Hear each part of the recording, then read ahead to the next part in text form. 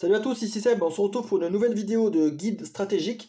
Donc après avoir fait celui sur Under Falling Skies, le petit jeu solo, un jeu solo que j'adore, cette fois on va passer au Château Blanc. Donc toujours chez Yellow, c'est un peu le hasard, mais c'est des jeux que j'aime bien dans des formats de boîtes. Je trouve c'est des boîtes assez contenues, mais finalement avec beaucoup de profondeur et beaucoup de rejouabilité, donc c'est souvent d'excellents jeux. Donc le Château Blanc, dans la gamme Yellow Expert. On va d'abord aborder une partie générale multijoueur, et à la fin de vidéo, il y aura aussi une partie solo, avec des conseils spécifiques au solo et à l'automa, à son utilisation. Donc on va commencer tout de suite avec les cartes de départ et les ressources, pour savoir comment démarrer la partie le plus efficacement possible.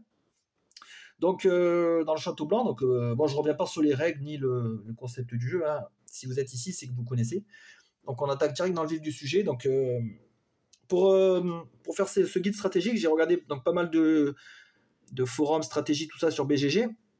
Et j'ai trouvé, il y a un joueur qui a recueilli pas mal de conseils. C'est Atekentrup, pour le mode multi en tout cas. Et pour le solo, on aura Francesco Bucci, qui a bossé sur le solo. Et moi, je suis fort, entre guillemets, d'une expérience de à peu près 40 parties du Château Blanc, 3 ou 4 en multijoueur et le reste en solo. J'ai beaucoup joué en solo sur BGA et en vrai aussi également.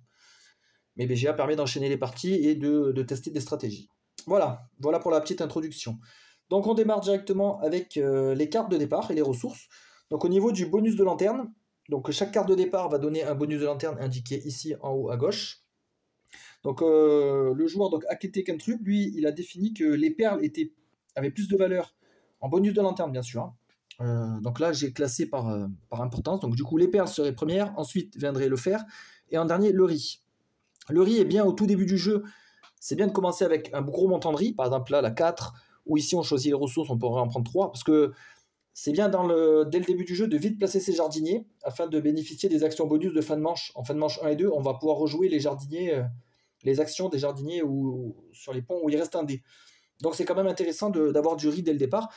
Par contre, l'avoir en bonus de lanterne, c'est moins efficace, parce que en fin de partie, ça va être moins... Il y aura moins d'importance en fait à avoir du riz, hein. Une fois qu'on aura placé tous ces jardiniers, ça ne servira plus à grand chose, alors que les perles, ça va servir à monter dans le château, à faire monter ses courtisans, à améliorer sa lanterne et pouvoir bénéficier de bonus en prenant les dés de faible valeur. Donc c'est toujours intéressant. Le fer, pareil, c'est bien d'en accumuler au fil de la partie et de pouvoir jouer ses samouraïs plutôt en fin de partie. C'est pas la peine dans les premières manches, on peut entre guillemets les négliger, plutôt se focaliser sur améliorer sa lanterne et placer ses jardiniers.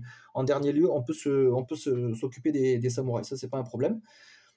Et sur les cartes actions, ils nous préconisent si on a le choix en tout cas, de prendre une action de jardin ou un courtisan, parce que voilà, c'est des actions prioritaires, comme on vient de le voir, les plus importantes dès le début de partie, de créer entre guillemets un petit moteur de ressources et de pièces par exemple, afin d'être plus efficace. Les cartes aussi qui ont ces petits trucs là, je sais plus comment ça s'appelle, je crois que c'est des décrets.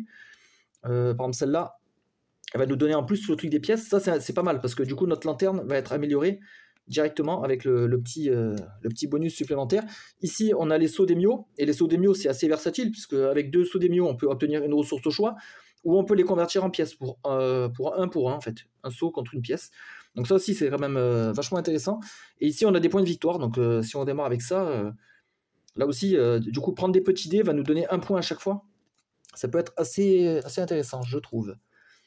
Donc voilà, ça c'est pour les cartes de départ et les ressources. Donc les ressources on va dire strictes, si on les classe, finalement ce serait le riz en premier, puisque le riz il faut l'avoir le plus tôt possible pour placer ses jardiniers. Ensuite ce serait les perles pour pouvoir monter les courtisans, le fer en troisième pour les samouraïs qu'on va jouer en fin de partie, probablement à la dernière manche pour optimiser. Ensuite ce serait les sauts d'émio, et en dernier les pièces. Voilà, les pièces sont un peu moins nécessaires, même si elles permettent d'être plus flexibles dans le placement des dés. On va pouvoir surenchérir sur un dé adverse, on va pouvoir aussi jouer des jardiniers, ceux du côté droit, ceux qui demandent des pièces par exemple, mais par rapport aux autres ressources c'est quand même moins intéressant. Donc voilà pour les ressources, on va passer au choix des dés maintenant.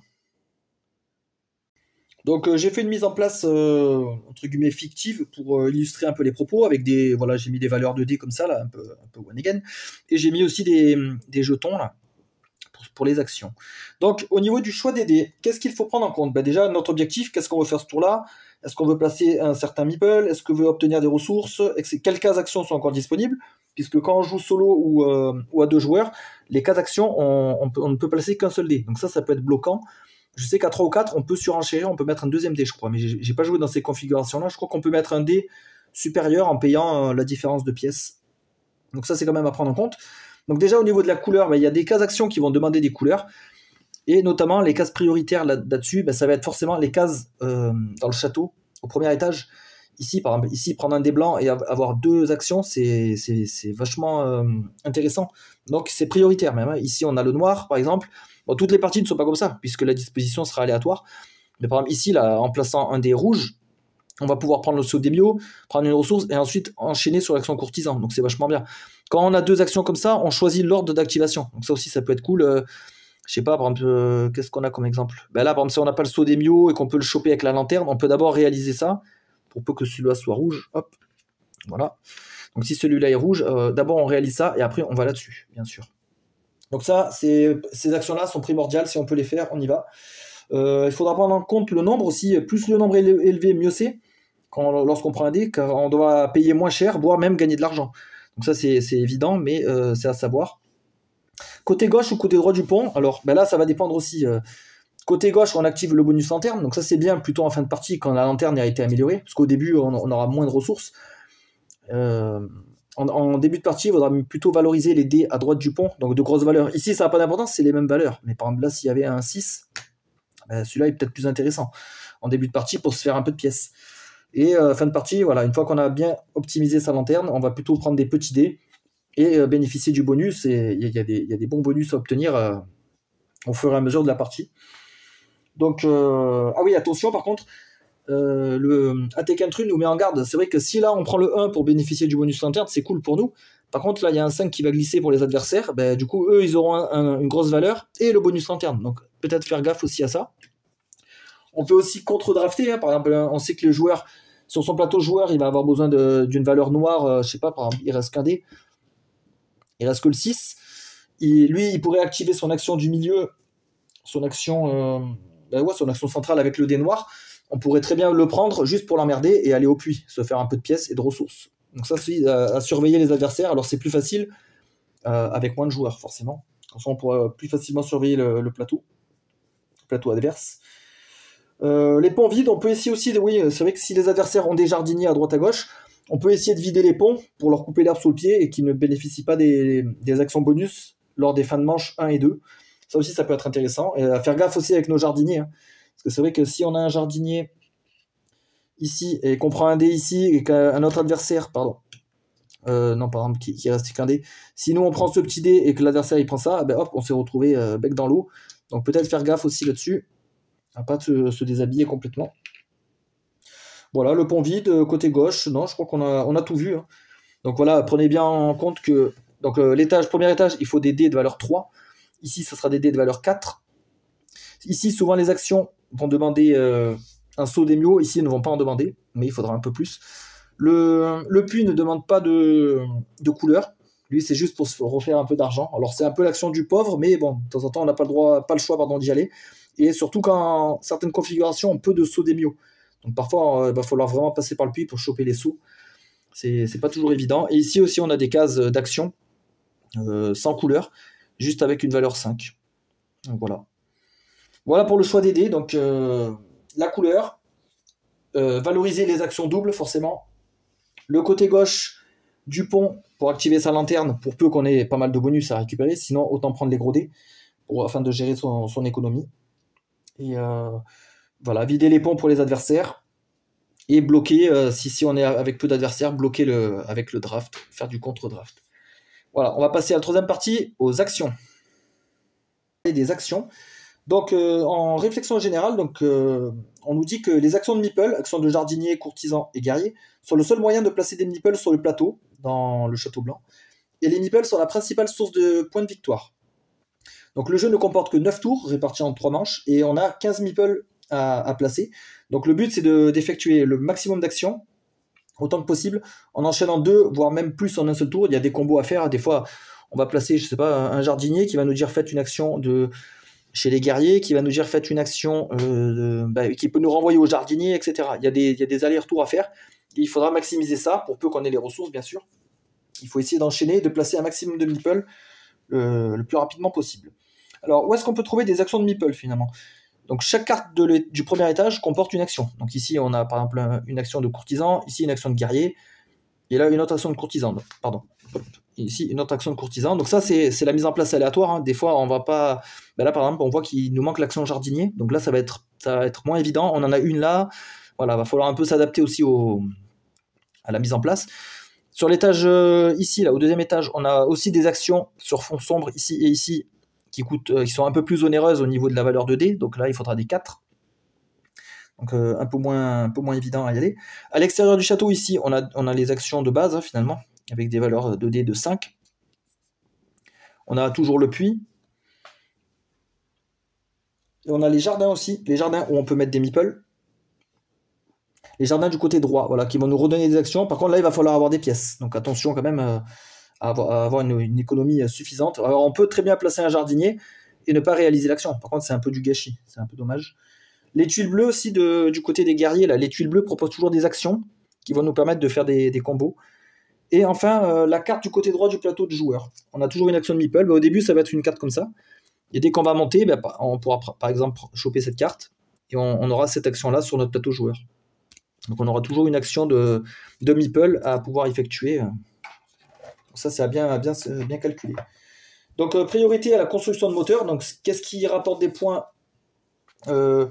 et qu'est-ce qui est le plus simple à mettre en œuvre? Finalement, c'est pour optimiser, c'est de gérer ces moteurs. Donc finalement, on a sur la génération de ressources, on a les jardiniers qui sont activés après les tours 1 et 2, enfin après les manches 1 et 2, pardon, les courtisans qui améliorent le bonus de lanterne, et le placement de n'importe quel meeple qui améliore notre action sur le plateau joueur. Parce qu'au fur et à mesure qu'on place des meeples, on déverrouille finalement des emplacements de ressources. Voilà, hop, je prends un plateau vide. Voilà, au fur et à mesure qu'on va placer des meeples, on déverrouille des ressources disponibles, et quand on va activer l'action, on va tout ramasser d'un coup. Donc ça c'est intéressant. Donc de placer un maximum de meeples pour améliorer cette action-là. La lanterne, on l'améliore en prenant des cartes, donc en jouant rapidement les courtisans, comme on a vu tout à l'heure. Et la lanterne, ouais, après voilà, ça va être la lanterne, les meeples, et voilà. Hop. Donc enchaîner des actions, donc ça on l'a un petit peu vu. C'est vrai qu'il va falloir essayer d'enchaîner au maximum dans le peu de tours que propose le jeu. Et c'est justement là un peu le casse-tête et l'intérêt finalement du jeu, c'est un maximum d'optimisation à prévoir. Donc les actions, on va analyser les actions. Donc on a les actions du jardinier. Donc là j'ai fait une mise en place aléatoire, et il y a d'autres cartes. Voilà, hop. On pourrait même virer les ponts pour être plus tranquille. Donc les actions de jardinier, donc on a un côté gauche qui va donner des ressources et qui va être moins onéreux en placement, en riz. Vous voyez là c'est 3 maximum. Et ici ça va être... là c'est 3 minimum, ça peut monter jusqu'à 5. Par contre les valeurs de points de victoire sont plus élevées, et là ça demande des pièces par contre pour être réactivé. Donc les meilleures actions finalement, là au début de partie, le mieux c'est de choisir des actions qui coûtent peu de riz et de pouvoir mettre plusieurs jardiniers. Comme ça on va pouvoir enchaîner. Les actions qui donnent de la versatilité sont meilleures, notamment celle-là, qui donne 2 ressources au choix. Celle-là aussi, qui redonne une action de bandeau blanc. Ça, c'est super fort, puisqu'on va pouvoir choisir ensuite, dans tout le château, ce qu'on va pouvoir faire. Le puits aussi peut être intéressant, pour gagner des sauts d'émio, ou celui-là. Voilà, selon les configurations, ça va être plus ou moins compliqué de trouver des sauts. Celles-là, donc, du coup, vont être plus dures à activer, puisqu'il va falloir avoir le riz, faire l'action, et ensuite avoir les pièces. Mais ça peut rapporter aussi gros. Et voilà, ça c'est selon les ressources que vous possédez à ce moment-là. Donc du coup, placer au début du jeu, vu qu'on va se focaliser à placer des jardiniers, ça va rapidement améliorer, ici, là les jardiniers se trouvent là, donc on va rapidement améliorer cette ligne, et pour peu qu'on place une action ici, alors là l'idéal c'est de mettre une action de guerrier, parce que là c'est en faisant ici, on va choper un maximum de fer, et hop, si on enchaîne sur guerrier, c'est royal, forcément. Ensuite, on va passer aux actions de courtisans. Donc les courtisans, ce sont les meeples qui vont commencer aux portes du château. On va devoir payer 2 pièces pour les placer là, et ensuite on va devoir payer des perles, donc 2 pour les faire monter d'un étage, 5 pour gravir 2 étages d'un coup. Donc plus on monte dans les étages, plus on gagne 2 points, 3, 6 et 10. Chaque courtisan est multiplié ensuite par les guerriers. Donc le mieux, c'est d'avoir le plus de courtisans possible. Déjà pour améliorer sa lanterne, au maximum. Donc c'est mieux d'avoir plusieurs courtisans que d'en avoir un le plus haut possible en fait. Il vaut mieux faire plusieurs fois l'action. Donc il vaudra mieux valoriser ce moyen-là, de ce paiement de 2 perles, et de maximiser le nombre de courtisans. C'est beaucoup plus rentable finalement.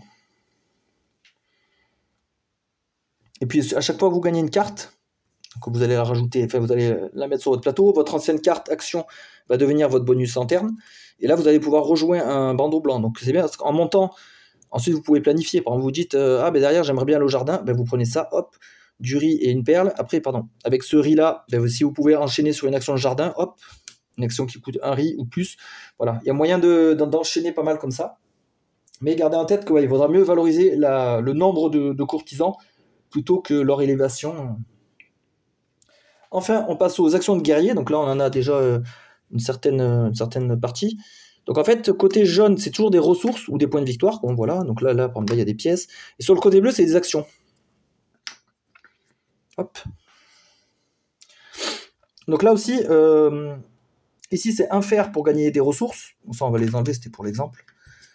Ici, c'est 3 fers pour une action. Et là, c'est 5 fers pour une action et des ressources. Donc la plus intéressante, c'est celle-là, 5, puisque celle-là, elle compte double. Ça veut dire que là, chaque samouraï, il va rapporter 2 points par courtisan. Donc il vaut mieux, à la limite, faire celle-là, la 1 et la 5. Celle-là, elle est un peu moins intéressante. Faudra mieux économiser et faire celle-là, parce que celle-là, elle peut créer des gros combos. Alors celle-là, pareil, tout ce que je vous dis, c'est fonction de la mise en place, fonction des dés, fonction des cartes aussi qui est disponible, parce que là, il y a une action de jardin. Donc s'il n'y en a pas sur les cartes, cette case va être vachement plus intéressante. Donc il faut s'adapter. Donc voilà, pour les actions de guerrier. Donc qu'est-ce qu'il nous reste à voir ? Je crois qu'on a fait le tour, en tout cas. Ouais, on a vu les actions, on a vu les dés, et on a vu les ressources. On va passer à la petite partie pour le mode solo, qui est un peu plus spécifique. Alors, 4e et dernière partie. Cette fois, on attaque le mode solo. Donc là, sur les conseils de Francesco Bucci, qui dit que le jeu est un super jeu simple mais profond, élégant et rapide à prendre en main. Et c'est vrai, l'automa est assez simple à gérer. Par contre, il désigne un certain manque d'équilibre dans le mode solo. Et c'est vrai que le mode solo, il est vraiment très aléatoire. Moi, j'ai fait 30 ou 35 parties, je crois, en solo, au moins 35. Et c'est vrai que j'en ai pas gagné beaucoup. Même en facile, en fait, l'automa, il score comme un fou. Il va très vite, il n'utilise pas de ressources, il triche, entre guillemets.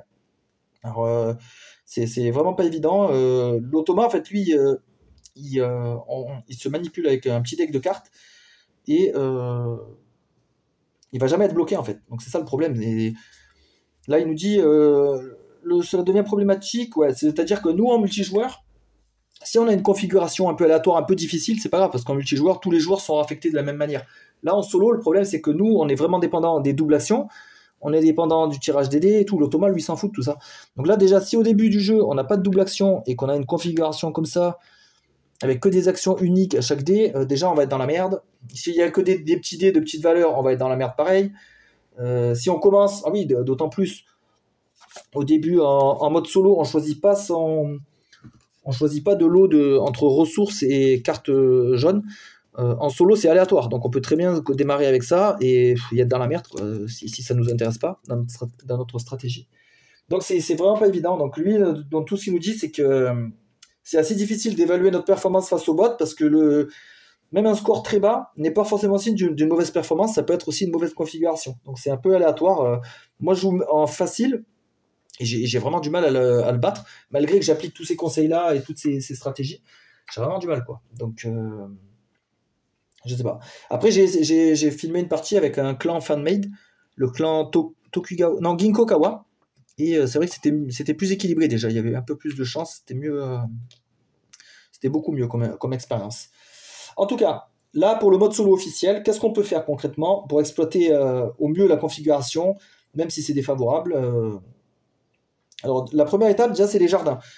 Les jardins, déjà en multijoueur, c'est d'une importance capitale, et là, encore peut-être plus en solo. Il faut placer un max de jardiniers. Donc, dès le début, il va falloir se ruer sur les actions de jardin et pouvoir mettre un maximum de jardins. Il faut au moins en mettre 2, au moins à la première manche, pour pouvoir bénéficier d'actions bonus. L'automa, il va vouloir aussi placer ses jardiniers. Donc lui, quand l'automa va mettre des jardiniers, pour éviter qu'il score des points, il va falloir virer les dés, forcément, pour le bloquer. Encore qu'à la première manche, il score assez peu de points là-dessus. Donc peut-être, si on a un dé plus intéressant à utiliser ailleurs pour maximiser notre moteur, autant l'utiliser. Par contre, si on peut le bloquer en passant, ouais, c'est préférable.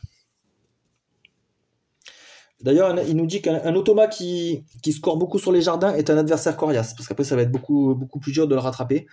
Parce que vu que lui il paye pas de ressources, il paye rien, il se place directement, c'est un peu plus simple. Donc il nous dit privilégiez les jardins avec des pouvoirs qui vous permettent d'effectuer des actions supplémentaires à ceux qui fournissent simplement des ressources. La polyvalence qu'ils offrent est extrêmement utile. Alors, en effet. Donc voilà pour les jardins, vous maximisez les jardins et vous bloquez l'automa quand vous le pouvez. C'est primordial. Dans le château. Donc le château est peut-être la zone la moins affectée par la présence de l'automa, nous permettant de mieux contrôler notre gameplay. Déjà, ce qui est bien avec l'automa, c'est que quand il monte, c'est nous qui choisissons quelle carte il vire. Donc par exemple, cette carte, elle nous fait chier. Ben, on peut dire, l'automa, il monte là, hop, on peut remplacer. Donc ça, c'est quand même un petit avantage. Le bot montera plus lentement vers les 3 positions à l'étage supérieur, nous laissant plus de temps pour planifier notre ascension. On peut choisir les cartes que le robot défausse. Voilà, ça c'est ce que je viens de dire. Donc ça c'est bien, ça nous permet de garantir une bonne variété d'actions disponibles sur le plateau. Ok. Le nombre de courtisans souhaités dans le château dépend de la disponibilité des actions de fer et de guerriers dans le jeu. Une abondance de ces actions indique clairement que nous souhaitons un grand nombre de courtisans dans le château, quelle que soit leur taille. Ouais, donc là, il nous redit comme en multijoueur, hein, il faut effectuer des actions de courtisans à répétition avec 2 coquilles, enfin 2 perles. C'est acceptable, comme ça, sans avoir besoin d'économiser pour une double ascension. Il vaut mieux maximiser le nombre. Et essayez aussi de monter rapidement au 2e étage afin de bénéficier d'un bonus lanterne avec point de victoire. Comme ça nous incitera à utiliser des dés de faible valeur, mais ça sera quand même valorisé par le gain de points de victoire. Donc ça, c'est quand même intéressant. Ensuite, sur les terrains d'entraînement, donc pareil, il nous dit de valoriser plutôt l'entraînement à 5 fers. Donc voilà, il n'y a pas grand-chose sur les terrains d'entraînement. Donc le puits, pareil, nous dit que c'est un peu l'action de dernier recours. L'action à entreprendre quand il n'y a rien de mieux à faire, c'est souvent le cas. Hein. Cependant, dans certaines configurations, avec la rareté du saut d'Emio, ouais, ça va, c'est la rareté en fait du saut qui va nous obliger à faire le puits. Et donc dans ce cas-là, autant utiliser un dé de 5 ou 6 pour maximiser la génération de pièces, évidemment. Tant qu'à faire, autant faire double coup. Gestion du choix des dés. Donc contrairement au jeu joueur contre joueur où la compétition pour le meilleur dé est toujours intense, la sélection des dés du bot est aléatoire. Donc ça soulage un peu la pression et ça nous permet de planifier nos tours. Donc quand c'est possible, il faut essayer d'activer la lanterne sans trop dévier de notre stratégie. Pendant les premières et deuxièmes manches, il faut essayer de bloquer les actions des jardiniers adverses et essayer de déclencher les notes, bien sûr. Et là, il nous dit, ouais, c'est ce que je disais tout à l'heure, pendant la première saison, il est inutile de choisir un dé moins utile pour bloquer les jardiniers du bot, parce qu'il génère peu de points. C'est après, en fait, qu'il générera plus de points. Concernant la piste de passage du temps, donc là, il nous dit que le bot, en fait, lui, c'est vrai qu'il va très très vite sur cette piste-là, et finalement, il aura quasiment toujours la main. Donc autant le laisser faire, parce que c'est vrai que c'est un combat un peu vain d'essayer de le poursuivre, par exemple en prenant ces actions-là, etc. En fait, on va souvent être derrière lui, et il nous dit qu'autant laisser tomber cette bataille-là et se concentrer sur notre moteur de points. Puis si le robot a la première place, il aura moins de chances d'activer 2 actions, parce qu'il choisira son dé en premier, et souvent il aura les dés qu'il veut disponibles, parce que quand il peut pas choisir son dé, il va refaire des actions. Il va jouer 2 cartes au lieu d'une. Et finalement, il nous dit que le robot, il arrivera en général à 3 ou 6 points maxi, s'il s'en sort bien. Donc c'est pas tant que ça, finalement. Autant se focaliser sur notre propre moteur, plutôt que de faire des choix sous-optimaux, afin d'essayer de le bloquer. Donc voilà pour le solo. Hein. Donc finalement, après, ça va être l'expérience, ça va être l'analyse aussi du terrain, des cartes et des actions disponibles, qui va orienter nos stratégies. Mais en tout cas, super jeu, même après 40 parties, j'ai toujours envie d'y jouer. Et notamment, le fait qu'il soit disponible sur BGA, c'est vachement bien. Parce qu'en 15-20 minutes, une partie est bouclée en solo. Et comme ça, ouais, la fois, j'ai aussi fait des parties en multi. Et c'est vrai qu'avec avec cet entraînement-là, je me sens beaucoup plus impliqué dans le jeu et je vois bien mieux les stratégies se mettre en place, tout ça. Donc voilà, j'espère que le petit guide stratégique vous aidera. Et, profitez bien du Château Blanc, qui est en tout cas un super jeu, vraiment cool. Et j'ai pas joué encore avec l'extension, donc je sais pas si ça rajoute vraiment de l'intérêt ou pas, je sais pas du tout. Moi j'aime bien le jeu tel quel, un peu assez minimaliste finalement, dans ses actions, dans son déroulement, mais vachement intéressant. Moi j'aime bien ce système de combo. Bon ben voilà, c'était Seb, j'espère que vous avez apprécié, et je vous souhaite une bonne journée, et à la prochaine.